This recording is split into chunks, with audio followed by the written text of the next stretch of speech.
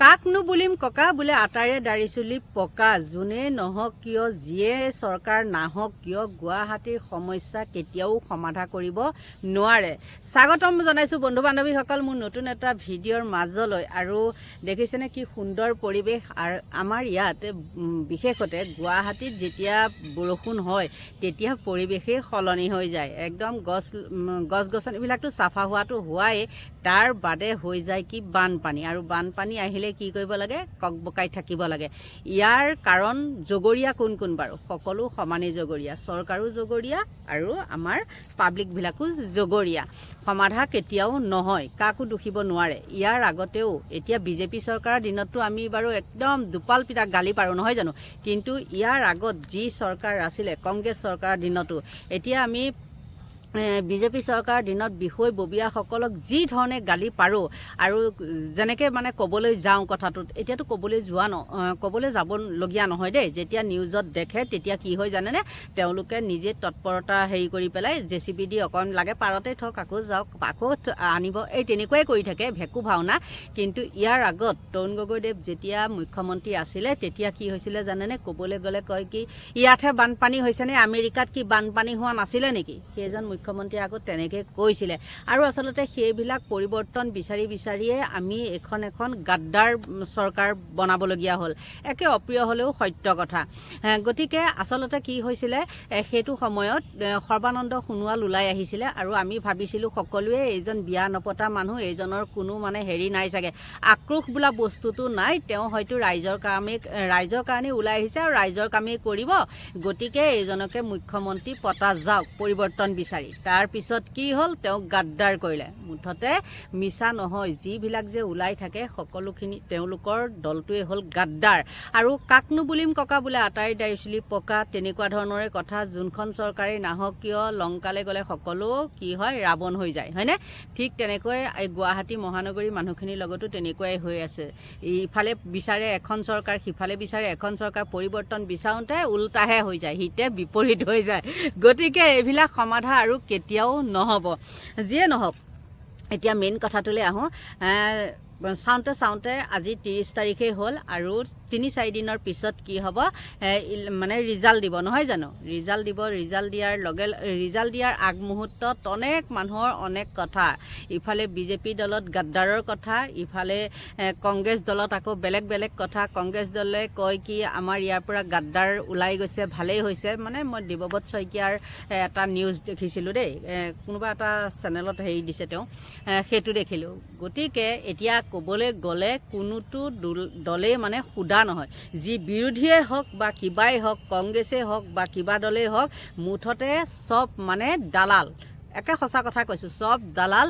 চবেই সেই হিমন্ত বিশ্ব শৰ্মাকে আকৌ ভোটটো দিছে আৰু মুখ্যমন্ত্ৰীও পাতিব। যিমানেই গাই বাই নাথাকক কিয়, যিমান যি নকৰক কিয়, মুঠতে ঘূৰি আকৌ মুখ্যমন্ত্ৰী হিমন্ত বিশ্ব শৰ্মাকেই পাতিব, যিমান যি নক'লেও। গতিকে এতিয়া এনেই গাই বাই থাকি লাভ নাই, সময়তহে ওলাব নহয় জানো। ইফালে যাব 2 নম্বৰী কৰাটোতো কৰিবই, সেইটো জনা আছেই, নকৰাৰ কোনো কাৰণেই নাই। আপোনালোকেতো দেখিছেই, নকৰা কোনো কাৰণেই নাই। ইয়াৰ পৰা গৈ পেলাই পশ্চিমবংগতো তেওঁলোকে যি দুৰ্নীতিৰ কাম আৰম্ভ কৰিছে আপোনালোকে দেখিছে নহয়, কেনেকুৱা কি হৈছে। আৰু তেওঁলোকৰ মানে ভিতৰ চৰাটো যি এতিয়া কল ৰেকৰ্ডিং কিছু ভাইৰেল হৈ আছে, আপোনালোকক চাগে মই ক'ব নালাগে। গতিকে ইয়াত সকলো যে প্ৰাৰ্থীয়ে বেয়া, বিজেপি দলতো যে সকলো প্ৰাৰ্থী বেয়া তেনে নহয়, কংগ্ৰেছ দলতো যে সকলো প্ৰাৰ্থী বেয়া তেনে কেতিয়াও নহয়। বিশেষতে এতিয়া আপোনালোকে দেখিছেনে, ইলেকশ্যনৰ আগমুহূৰ্তত দিছপুৰ সমষ্টিৰ পৰা যিজন প্ৰাৰ্থী আহিছিলে, মুখ্যমন্ত্ৰীয়ে উৰাই কৰি লৈ আহিছিলে, বৰদৰ চিলোৱা উৰুৱা দি উৰাই পেলাই লৈ আহিছিলে পদ্মুত বৰদলৈ। এতিয়ালৈকে কিন্তু তেওঁ নাই, তেওঁ কিখন মজগুল আছে ভগৱান জানে। কিন্তু ইলেকশ্যনৰ পিছতে তেওঁ এটা হেৰি হোৱা কথা আছিলে নহয়, আপোনালোকক কৈছোঁৱেই নহয়, নিমন্ত্ৰণ পাব বুলি। গতিকে তেওঁ কি কামত ব্যস্ত আছে এতিয়ালৈকে কিন্তু দেখা সাক্ষাৎ নাই। সেই বানপানী হোৱা সেই মানুহখিনিৰ পিছে কিন্তু মীৰা বাইদেউহে দৌৰি আছে। যিয়ে নহওক, আজি মীৰা বাইদেউক মই নগাঁও এখন হেৰিত মানে সংবাদ মেলাই নে কিবা এখন পাতিছে আৰু তাত মই দেখিছোঁ কেইটামান কথা কৈছে, গুৰুত্বপূৰ্ণ কথা কৈছে, নোকোৱা নহয়। আৰু মীৰা বাইদেউ মানে ইমান ফকতীয়া কথা মীৰা বাইদেৱে নকয়, কিন্তু তাৰ মাজতো কিছুমান ভুল আছে। মীৰা বাইদেউৰ গাত নহয়, মানে দলটোৰ গাত কিছুমান ভুল আছে। আত্মগৌৰৱী বুলি কিছুমান কথা আছে নহয়, সেই ঠিক তেনেকুৱা মানুহে যিমানেই মানে বেলেগক ক'বলৈ সমালোচনা কৰিবলৈ নাযাওক কিয়, যিমান যি নহওক কিয়, তেওঁলোকৰ ভিতৰ চৰা মানুহেই মুখ্যমন্ত্ৰীৰ লগত হাত থাকে। আৰু এনেকুৱা এজন মুখ্যমন্ত্ৰীজনে সকলোকে কি কৰিব পাৰে, হাতৰ মুঠিত ৰাখিব পাৰে। গতিকে বহুতে এতিয়া মুখ্যমন্ত্ৰীকো মানে তেওঁলোকৰ দলৰে মুখ্যমন্ত্ৰীকো তেওঁলোকে কি কৰিবলৈ বিচাৰিছে, চিপৰাং মাৰিবলৈ বিচাৰিছে। মুখ্যমন্ত্ৰীৰ মুখত অৱশ্যে চিপৰাং মৰা শব্দটো শুনা নাই। তেওঁ নেতৃত্ব দিছে চাগে শইকীয়াই এইফালে নেতৃত্ব লৈ আছে। মুখ্যমন্ত্ৰীৰ মুখত সেইটো কথা শুনা নাই, কিন্তু মুখ্যমন্ত্ৰীকো আকৌ তেওঁলোকে কি কৰিবলৈ বিচাৰে, চিপৰাং মাৰিবলৈ বিচাৰে, এই শইকীয়া বোলাজনেও কিন্তু দেই। আৰু তেওঁলোকৰ চিপৰাং মৰা মেইন উদ্দেশ্য হ'ল কি, হিমন্ত বিশ্ব শৰ্মাক এইবাৰ মুখ্যমন্ত্ৰী পদটো নিদিয়ে। কিন্তু আপোনালোকে কি কয় নাজানো, মোৰ ফালৰ পৰা মই কৈছোঁ, নাজানো সঁচা নে মিছা, কি মানে সঁচা মিছা নহয়, মোৰ মনৰ পৰা কয় হিমন্ত বিশ্ব শৰ্মাই আকৌ মুখ্যমন্ত্ৰী হ'ব। যদি হিমন্ত বিশ্ব শৰ্মাই কয় বোলে মই নহওঁ, বা তেওঁ যদি যত্ন নকৰে, তেন্তে হ'লে তেওঁ বেলেগক হয়তো দিব পাৰে। আৰু আপোনালোকে কওকচোন, বেলেগক দিলে বেলেগে বাৰু সেইটো মুখ্যমন্ত্ৰীৰ পদটো ল'ব পাৰিবনে, যোগ্য হ'বনে? কেতিয়াও কিন্তু নহয়, আপোনালোকক মই কৈ দিলোঁ। গতিকে বন্ধু বান্ধৱীসকল, আজি মীৰা বাইদেউৰ অকণমান মানে সৰু ভিডিঅ' ক্লিপ এটা আপোনালোকক দিওঁ। তেওঁলোকৰো মানে যিয়ে নহওক, প্ৰাৰ্থী যেতিয়া বুকুৱে ধপধপনি হেৰি হৈ থাকিবই। গতিকে সকলোকে কৈছোঁ, যোনে যোনে খেলিছে সকলো মানে জয়ী হওক, তাকেহে কামনা কৰিছোঁ। আৰু সেই মীৰা বাইদেউৰ ভিডিঅ'টো আপোনালোকৰ মাজলৈ আগবঢ়াইছোঁ।